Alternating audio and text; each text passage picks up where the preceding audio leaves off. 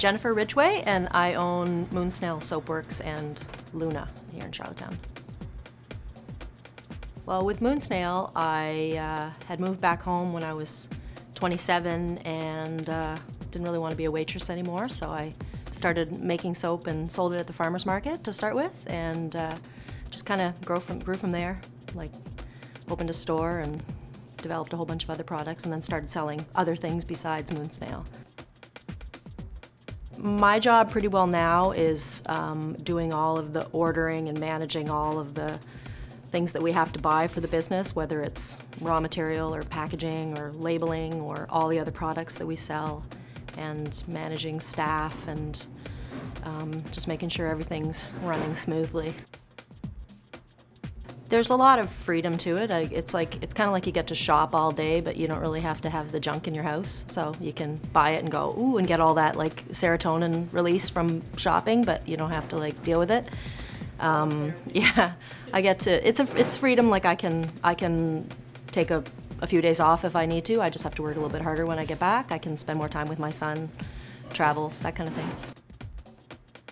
Trying to deal with economies going up and down, just, you know, like planning for the future if you're not really sure kind of where things are going to be as far as like the tourist season and that kind of thing.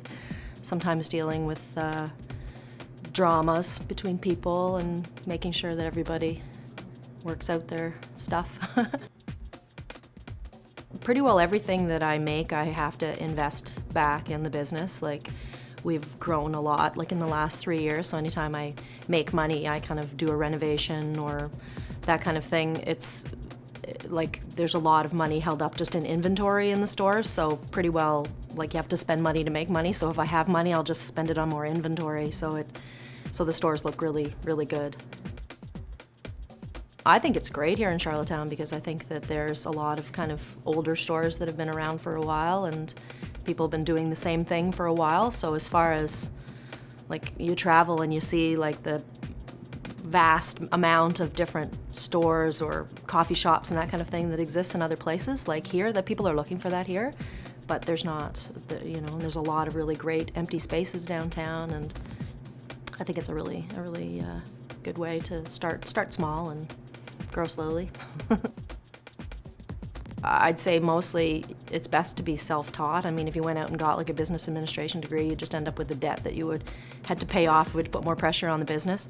As long as you started slow and didn't really, you know, make a lot of kind of expensive mistakes, like, I think it'd be better to just kind of work in somebody else's business and learn from them, and then start your own after a little bit of that. Learn about the management of business and management of money, and then getting a lot of experience, say taking like accounting courses or taking graphic design courses, so you had all that information so you could do a lot of that stuff yourself, so you don't have to pay people to do it.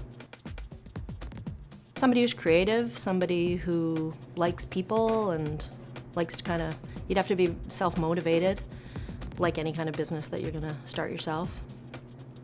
Somebody with like a good sense of what other people like, perhaps, like a good eye for what trends are and that kind of thing.